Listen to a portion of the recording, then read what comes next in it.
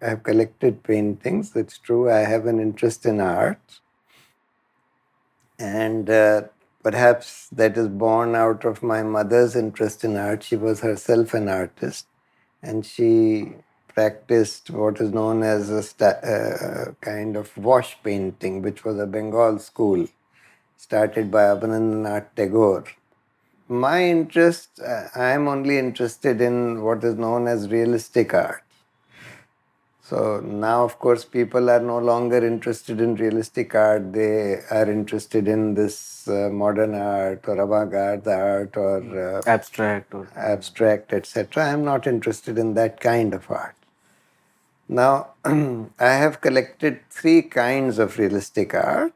One is called the wash painting school or the Bengal school.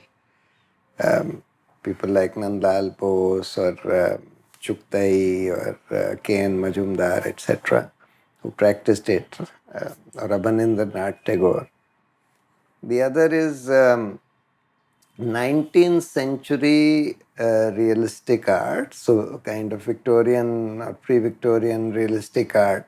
19th century because you see a lot of very good realistic art was done in the 19th century in Europe by European artists, which was in all the three kinds: landscapes, portraits, and genre paintings. I have collected all of that because 19th century paintings are still available in some auctions at a fairly reasonable price, very good art by good artists.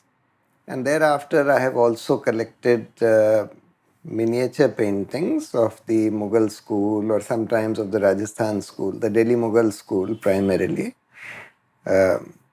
So, yeah, I do have a fairly extensive collection of art of these three varieties.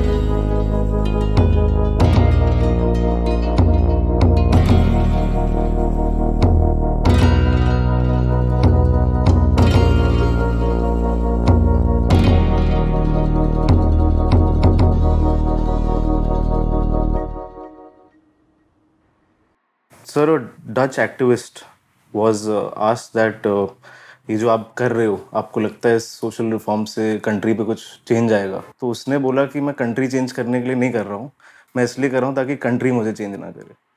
तो sir, on that note, welcome to Behind the Bar, and thank you so much for being there with us on this show. So sir, my first question to you is कि सुबह उठ के सबसे पहली चीज़ आप क्या करते हैं? सुबह उठकर सबसे पहले तो I do my yoga. Okay. That's absolutely mandatory. फिर मैं अखबार पढ़ता हूँ, चाय पीता हूँ, सोशल मीडिया थोड़ा देखता हूँ, अपना व्हाट्सएप मैसेजेस देखता हूँ, ट्विटर देखता हूँ. So sir, how's a normal day in your life? So it depends. Some days there are a few more cases, तो उसमें court time goes into those cases at least till lunch time. And thereafter, I spend a reasonable amount of time on my social media, particularly on my Twitter. Okay. And I try and follow what's happening in the country. I occasionally have interviews or go to various press conferences on various issues that I am involved in. Or yesterday, for example, I went to the farmers' protest at the Tikri border. So what do you think about the grievances of the farmers against the laws which have been passed? No, I think they have very legitimate grievances. They feel, and rightly so in my opinion, that these laws will eventually destroy the mandis and the MSP that they are currently getting, at least the farmers in Punjab and Haryana, most of them are getting MSP at least on wheat and rice. They feel that even this will stop.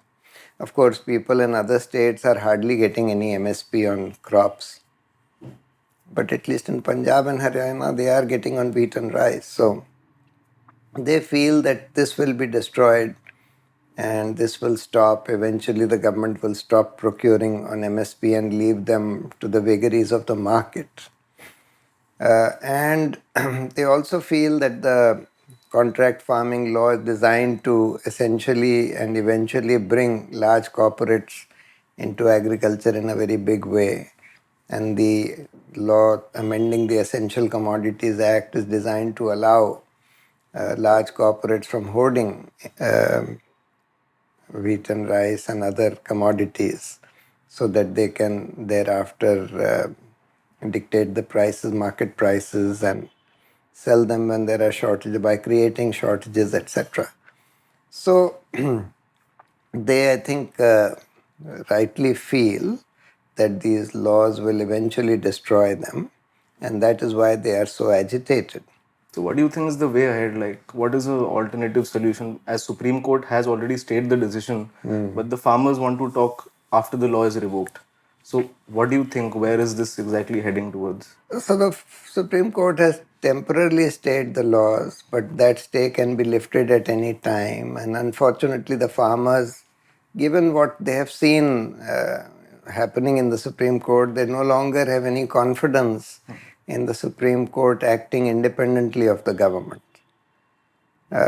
So that is why they don't really trust the Supreme Court in that sense. That's why they did not approach the Supreme Court. And they feel that the laws need to be withdrawn. And in fact, in my view, they were passed totally illegally. Firstly, because agriculture is a state subject and the parliament didn't have jurisdiction to pass these laws which deal with agriculture. And secondly, also because they were passed without a physical vote in the Raj Sabha. Because the law and the rule is that it has to be, even if one member demands a physical vote, there has to be a physical vote, and the government didn't have a majority in the Raj Sabha. So, in that sense, also it's illegal. And I hope that the government agrees to withdraw. But my own view is that even if the government agrees to a moratorium of 3 years on these laws, I feel that the farmers should agree to that, and they should not only stick to the demand of repeal or nothing. That's my own view. If the government defers them for 3 years, because it has become largely a fight of prestige for the government. The government feels that withdrawal would lead to a loss of prestige of the government. So if they want to stand on this prestige, then let them defer them for 3 years. And thereafter, I think the farmers should accept that. And so, before talking about the present, I want to ask you about your earlier time, your earlier days. I've heard that first you did go to IIT, and then you realized that you have a knack for physics.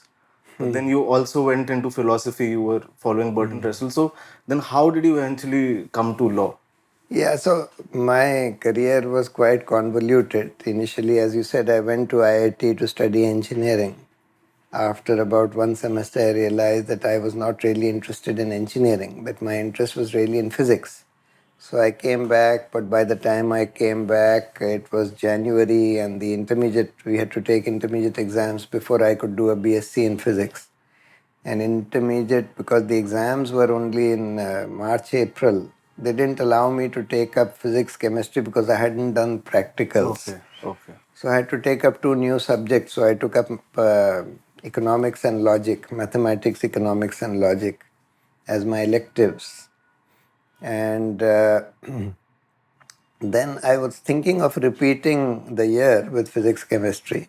But then I studied economics for the first time and I read Samuelson from cover to cover. And I found that even economics is an interesting subject.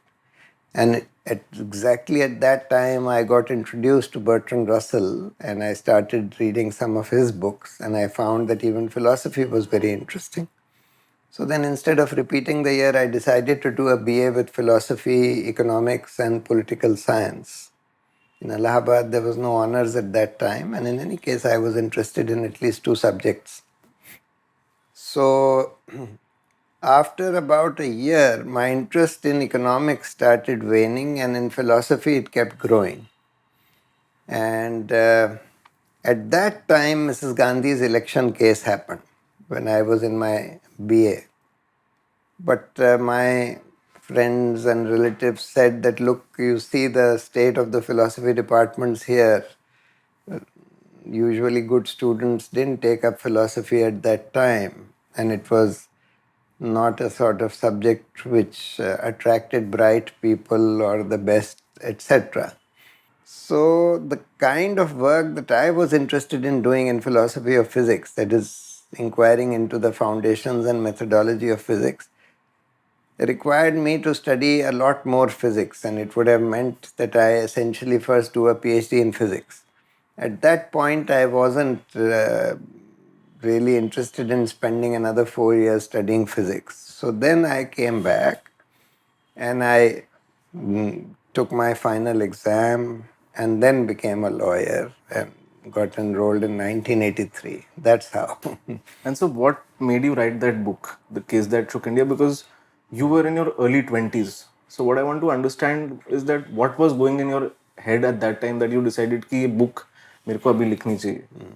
No, I had attended the hearings. I felt that it was a very historic case. It involved many things. For the first time, the Prime Minister was unseated due to electoral malpractices. For the first time, electoral laws were amended. Constitutional amendment was brought in order to overturn that judgment.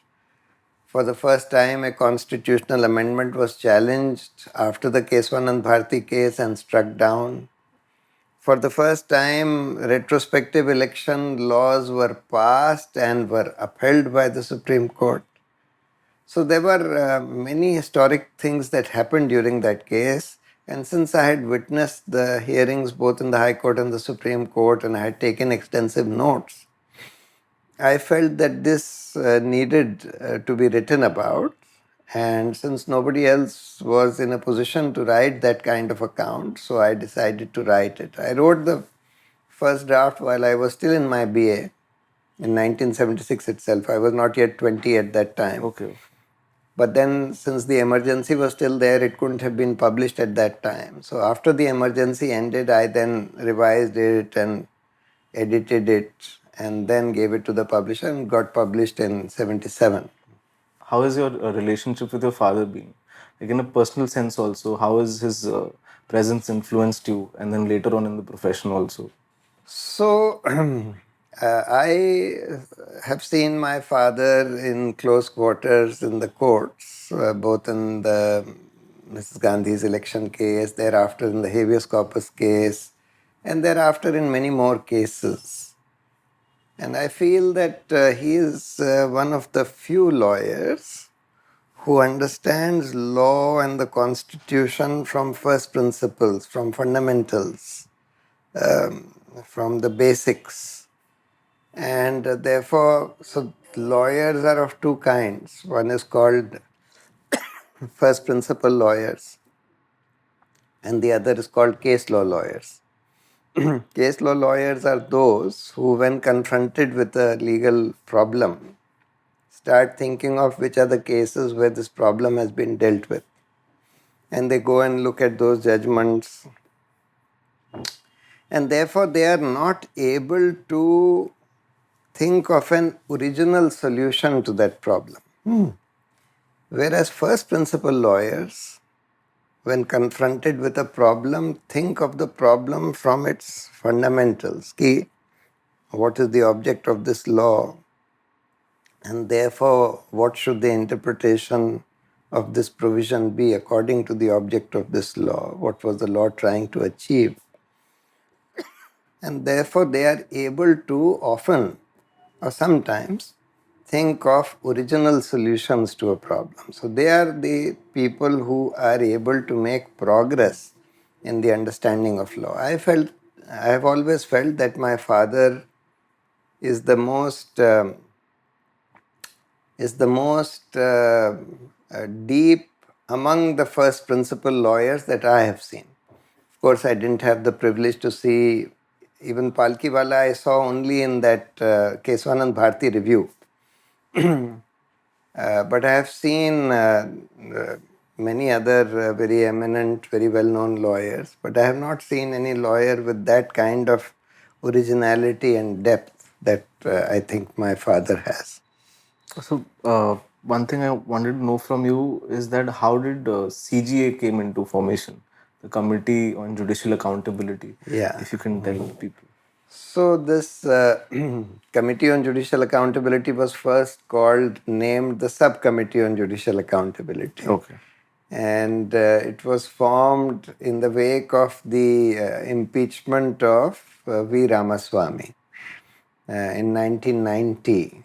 At that time, we felt that in the light of we meaning ki Mr. Hardev Singh, who passed away, was the prime mover, but there were many other senior advocates and retired judges involved with it.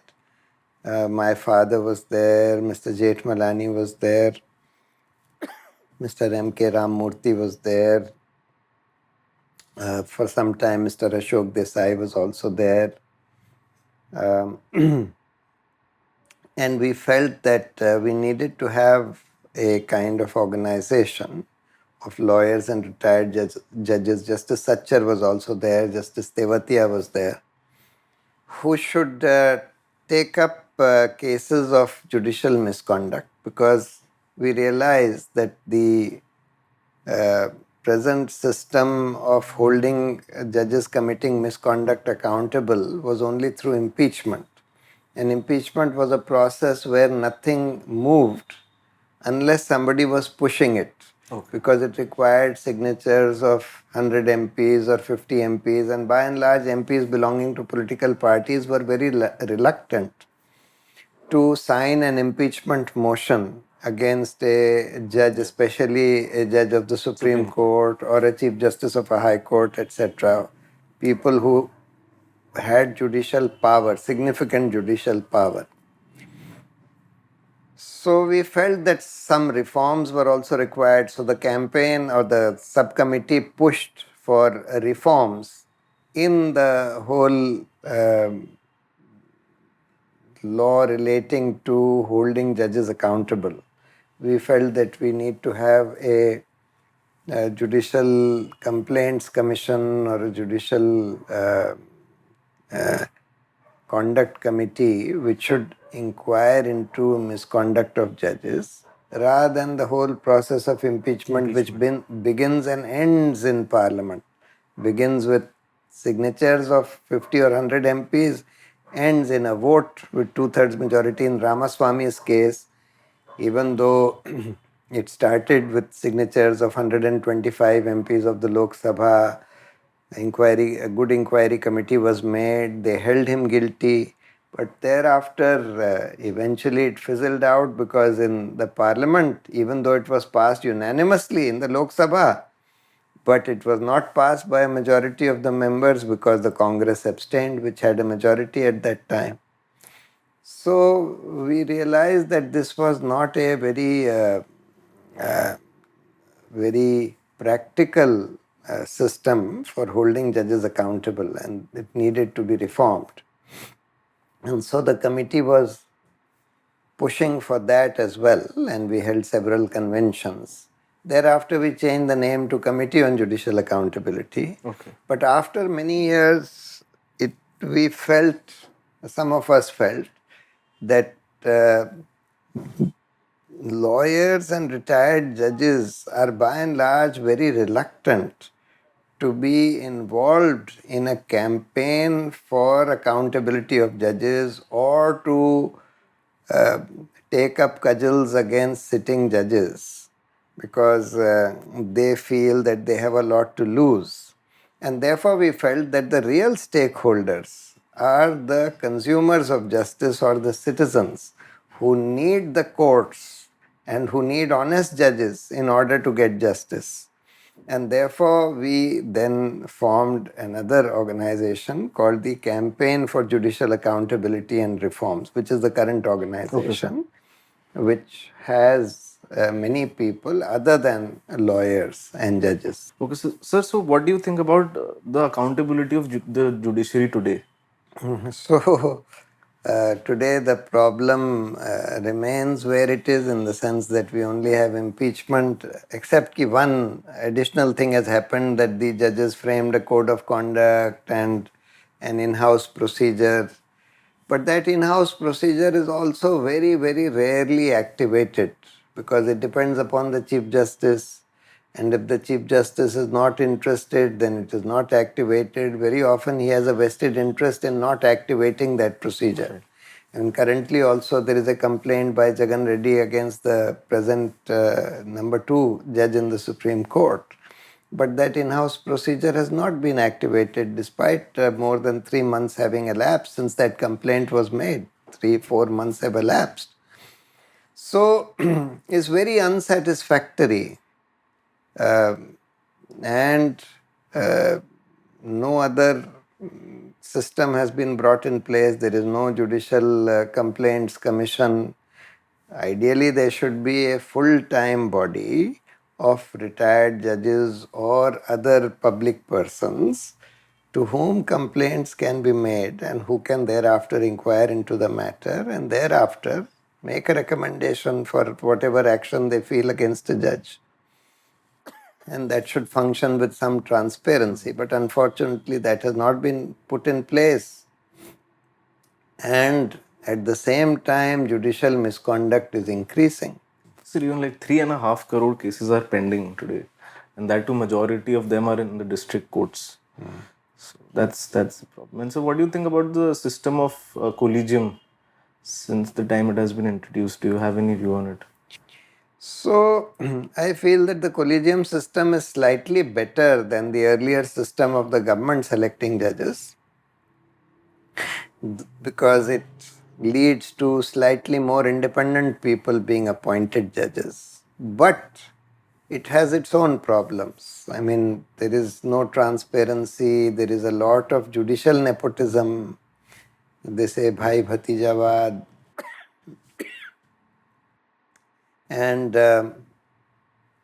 consequently, that the kind of judges being appointed in this system, though slightly more independent, are in terms of their ability or in terms of their propensity towards corruption or misconduct, are not significantly better than the earlier system.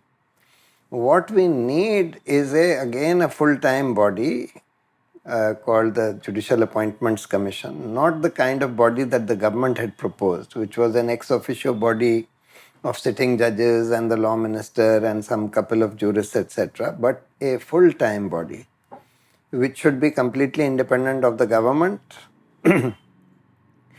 and which has a secretariat under their control, through which they get all the material on the judges collected on the potential appointees, and which functions with some degree of transparency, which means that at least the names of the people who are shortlisted should be put out in the public domain, so that people can comment on them or send whatever relevant information they have about them to the appointment commission.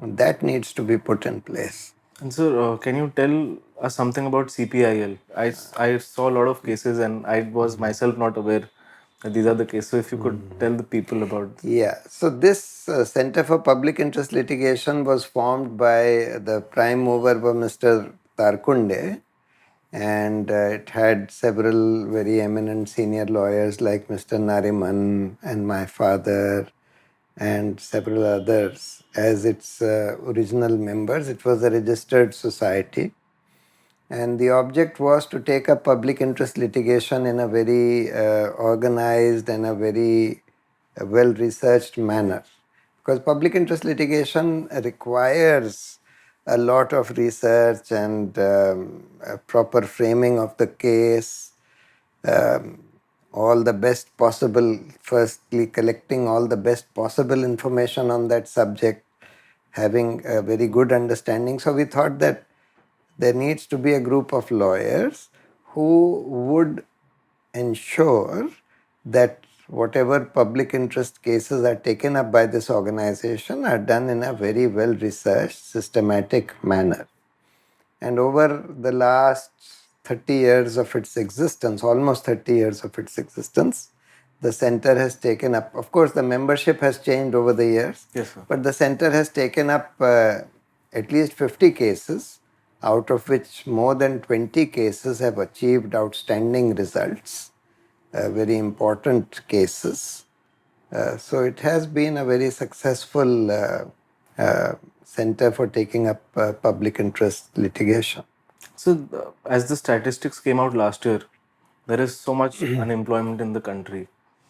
What do you think is an alternative solution for So, this? in my view, we the right to employment should be a fundamental right. Okay. And therefore, everybody, every adult in this country should be entitled to at least minimal employment at minimum wages.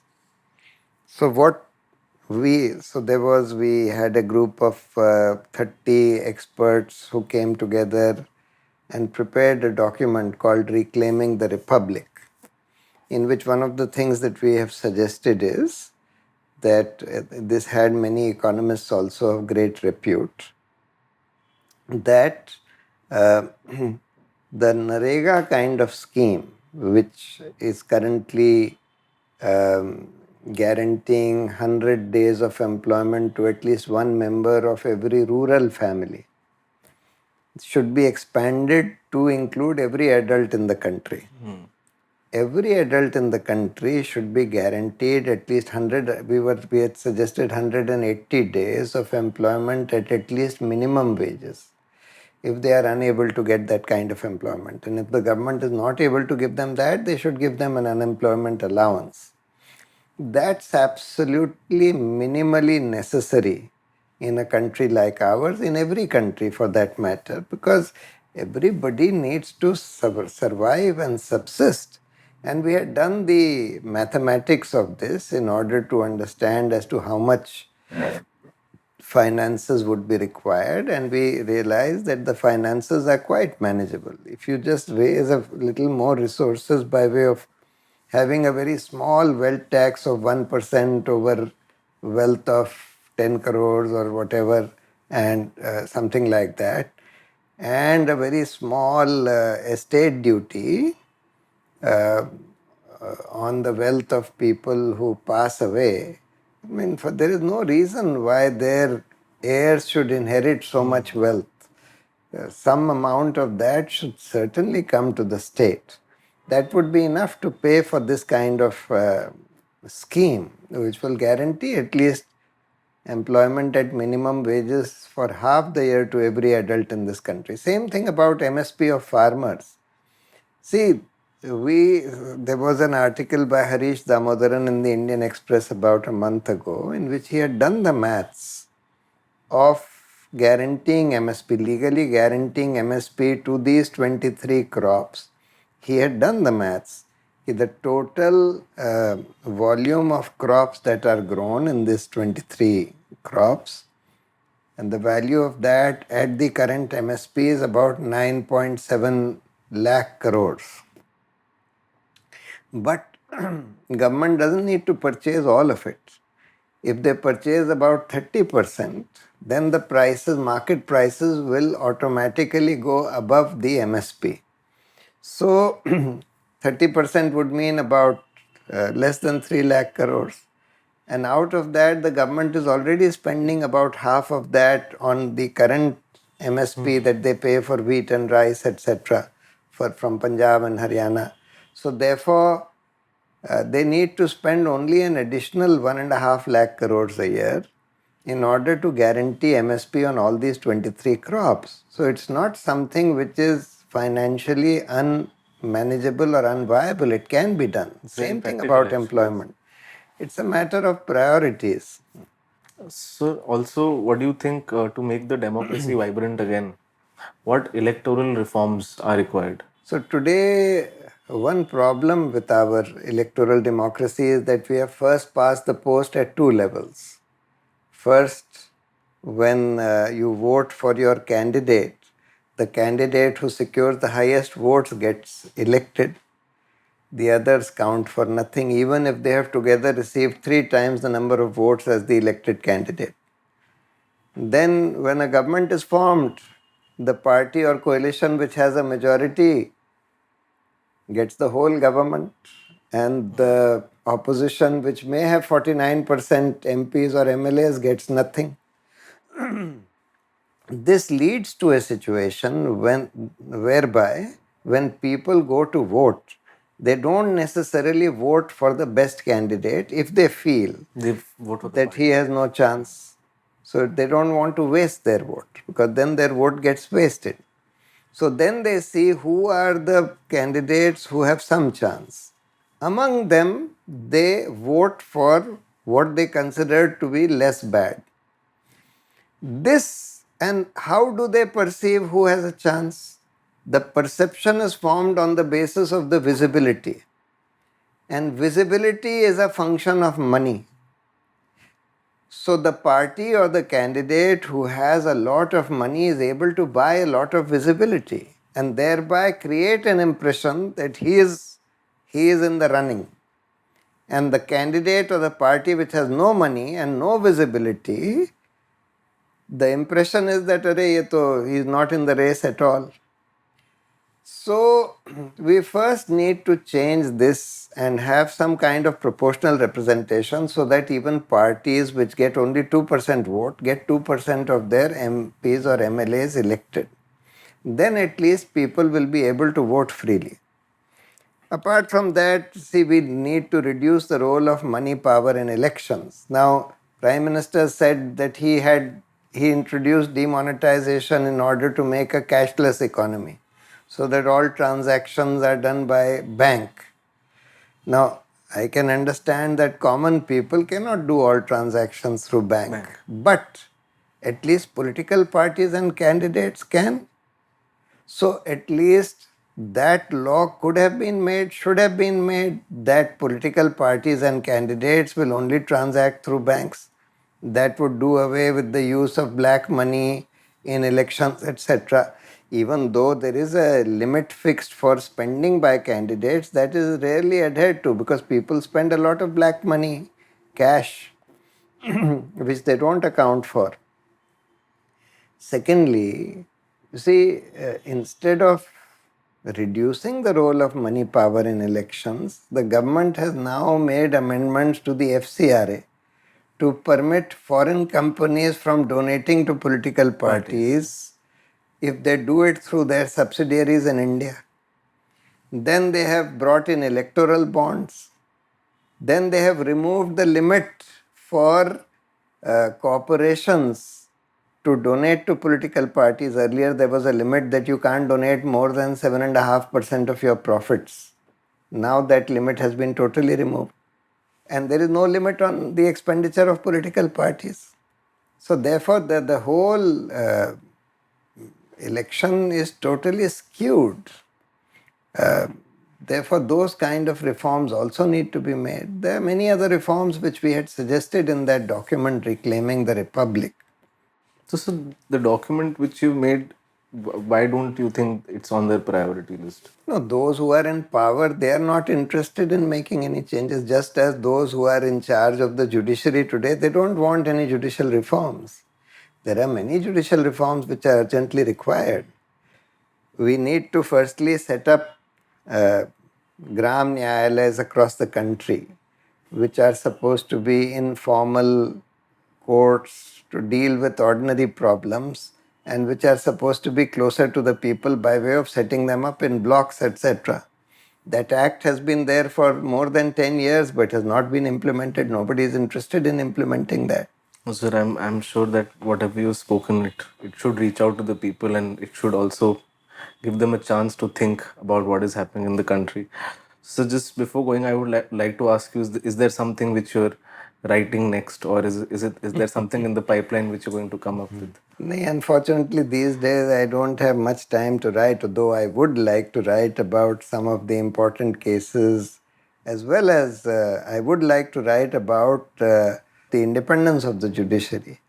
and I have been very closely involved in that campaign to try and reform the judiciary, and therefore I would like to write about my experiences with that also. But right now I have not been finding the time to do that because of all my involvement with my activism. So thank you so much, sir, for coming to our episode, and I hope you had a good time, sir. All the best. Thank you.